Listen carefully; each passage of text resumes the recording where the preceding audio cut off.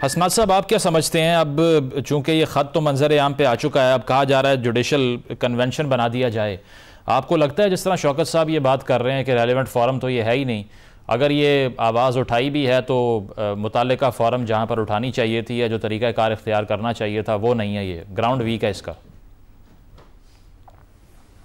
देखें, अगर ख़त का मतन आप पढ़ें तो उसमें यह है कि जी हमें गाइडलाइन दें कि अब अगर जो है वो एग्जीक्यूटिव के कुछ ऑफिशियल जो है हमसे रब्ता करें या इंटरफेरेंस करें तो आगे क्या हमें करना चाहिए। शौकत साहब के केस में भी हम देखते हैं कि जब उमर अता बंदयाल साहब केस सुन रहे थे उस वक्त यही उनका था कि आपने तकरीर क्यों की, आपने अपने हेड को क्यों नहीं बताया, आपने ख़त क्यों नहीं लिखा।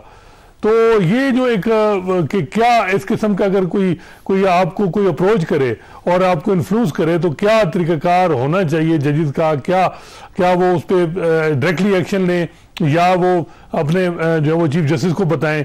तो ये बड़ा ज़रूरी है कि इसमें कोई क्लैरिटी होनी चाहिए।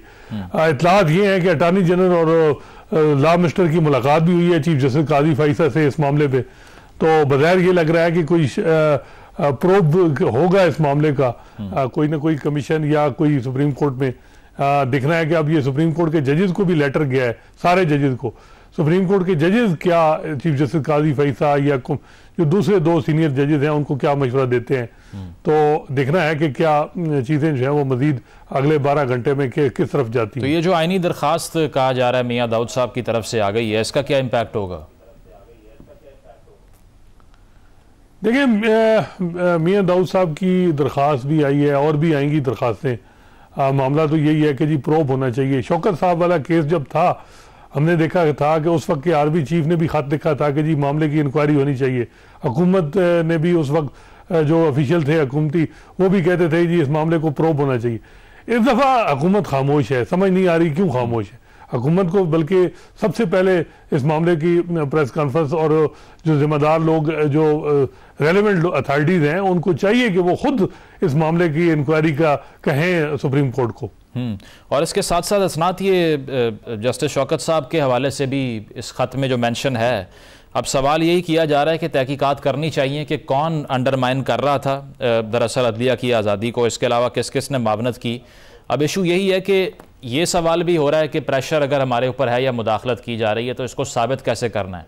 अगर यही नहीं मालूम कि प्रेशर साबित कैसे होगा तो फिर तो इस ख़त की कोई वक़्त नहीं है ना। दोबारा से वही सवाल हो जाएगा आपने ख़त क्यों लिखा।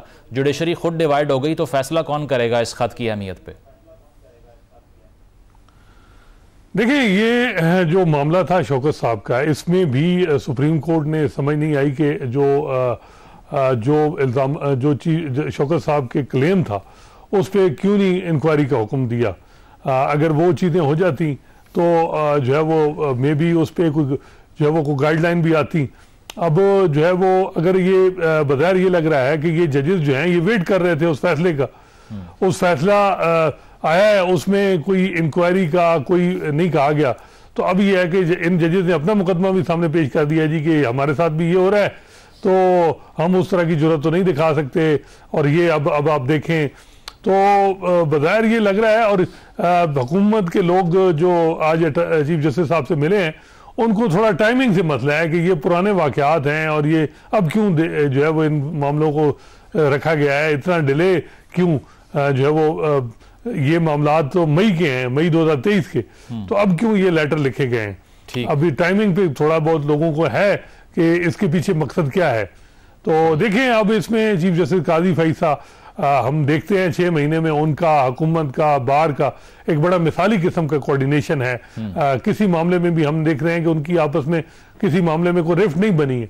तो अब देखते हैं कि वो क्या करते हैं, हुकूमत ने क्या सजेस्ट किया, चीफ जस्टिस काजी फैसल क्या कहते हैं, या उनके जो ब्रदर जजेस हैं सुप्रीम कोर्ट के जजेस जिनको लेटर गया है वो क्या उनको मशवरा देते हैं।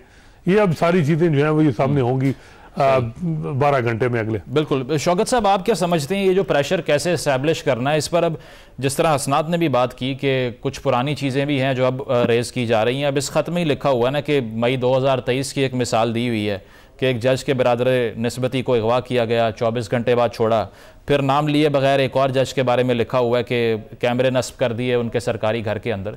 तो अगर इतने सॉलिड एविडेंसेस थे तो आपको क्या लगता है कि 1-1.5 साल इंतज़ार क्यों हो रहा था? जी देखिए, एक तो मैं असनाद साहब की बात में इजाफा करते हुए मैं ये कहूँगा कि देखें, मैंने 21 जुलाई 2018 को तकरीर की और मैंने 22 जुलाई 2018 को चीफ जस्टिस साकिब निसार साहब को ये लेटर लिखा कि ये मैंने किए जिस पर आपका रद्द-ए-अमल आए, तो आप ऐसे करें कि किसी भी सुप्रीम कोर्ट के सिटिंग या रिटायर्ड जज को कमीशन बना दें और वो इस मेरे कही हुई बातों की तहकीकात करें। अगर मैं झूठा साबित होता हूं तो भले मुझे जो चाहे सजा दें, लेकिन अगर मेरे इल्जामात सच साबित होते हैं तो आप ये मुझे सिर्फ बता दें कि मैन इन यूनिफॉर्म आप क्या करेंगे। अच्छा, अब ये वहां से जाहिर है नहीं हुआ, बजाय इसके कि देखें, इल्जाम लगाने पर आज तक किसी बंदे को नौकरी से माजूल नहीं किया गया। अगर मैं अपने इल्जाम साबित ना कर पाता तो जाहिर है वो एक चीज जरूर होती जो 22 मार्च 2024 की जजमेंट में भी लिखा है। और अगर उस वक्त ये सिलसिला इस तहकीकात कर ली जाती और जो कल्प्रिट्स थे उनको के अगेंस्ट एक एटलीस्ट ऑब्जर्वेशंस आ जाती तो अभी तक बहुत सी इत्तला हो चुकी होती। ठीक है हसनात, आप क्या समझते हैं, क्योंकि जस्टिस शौकत साहब ने जो इल्ज़ामात की बात कर रहे हैं वो अब उन्होंने जो तकरीर की थी, सिर्फ फ़र्क ये है कि वो तकरीर की फॉर्म में उन्होंने अपने जो खदशात थे उनका इजहार किया, लेकिन अब वही चीज़ रिटन में आ चुकी है। तो तब तो सुप्रीम जुडिशल काउंसिल की सिफारिश पे आरिफ अलवी साहब ने ओहदे से हटा दिया था शौकत साहब को। तो अब क्या यही समझें कि अगर वही रूल यहाँ अप्लाई करना है तो जिन्होंने ख़त लिखा है गिल्टी तो वो हैं? फिर देखिए, अब जिन्होंने खत लिखा है उन्होंने ये भी नहीं कहा कि इसकी इंक्वायरी की जाए। ये सिंपल कहा गया है कि जी हमें कोड ऑफ कंडक्ट के हिसाब से के हवाले से मुबम है सूरत हाल, अब हमें बताएं कि हमें क्या करना है इन हालात में जब इस किस्म की सिचुएशन है, कन्वेंशन बुलाया जाए। बज़ाहिर यही लग रहा है कि इस चीज़ को सिर्फ हाईलाइट करना भी था मकसद। कई दफ़ा ऐसा होता है कि चीज़ें जब आप ऑन रिकॉर्ड ले आते हैं तो आपका मकसद हल हो जाता है। लेकिन मेरा ख्याल है कि जिसकी कापी सुप्रीम कोर्ट के जजेस को गई है और अब देखते हैं कि वो क्या चीफ जस्टिस काजी फैसला को मशवरा देते हैं। और ये वो जजेस हैं 6 जिन्होंने खत लिखा है, जो इस वक्त सुप्रीम कोर्ट में जजेस जो ड्राइविंग सीट पे हैं उनकी अच्छी गुड बुक में है। जस्टिस बाबर सत्तार वकील रहे हैं जस्टिस काजी फैसला के, ये वो जजेस हैं जिनको जस्टिस अतर मिनाना ने अपॉइंट किया है। जस्टिस मंसूर अली शाह के भी ये बहुत माजी में करीब इन्होंने काम किया है। मौजूदा अटार्नी जनरल और जस्टिस बाबर सत्तार जो है वो फर्म पार्टनर हैं। तो ये ऐसे बात मेरा नहीं ख्याल कि ऐसे ही इन्होंने लेटर लिख दिया होगा, कुछ ना कुछ तो थोड़ी बहुत वर्किंग हुई होगी तो इतना लेट लिखा होगा। और आगे भी इस पे क्या करना है ये भी बज़ाहिर ये लग रहा है कि इस पे कोई सोचा होगा कि इस पे क्या आगे होगा।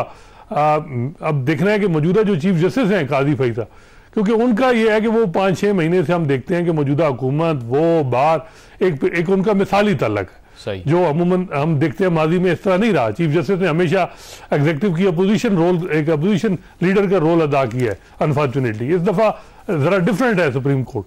तो इतनी अच्छी कोऑर्डिनेशन है, आज अटॉर्नी जनरल और लॉ मिनिस्टर मिले भी हैं। तो अब चीफ जस्टिस क्या करते हैं उनके पे है कि वो क्या सोच रहे हैं मौजूदा हालात में। ठीक है, बहुत बहुत शुक्रिया। शौकत अजीज़ सिद्दीकी साहब और असनात मलिक साहब हमारे साथ मौजूद थे और शौकत अजीज़ साहब का भी इस पर कहना यही था कि दरअसल सुप्रीम कोर्ट जो है वो एक रेलिवेंट फोरम है और बेशक ये ख़त जो सामने आया इसमें वही खदशात हैं जो कि उन्होंने 2018 में जिनका इज़हार किया था, लेकिन जो सुप्रीम जुडिशल काउंसिल का फोरम है वो इसमें रेलिवेंट नहीं है। एक ब्रेक शामिल करते हैं, ब्रेक के बाद वापस आएंगे। Stay with us.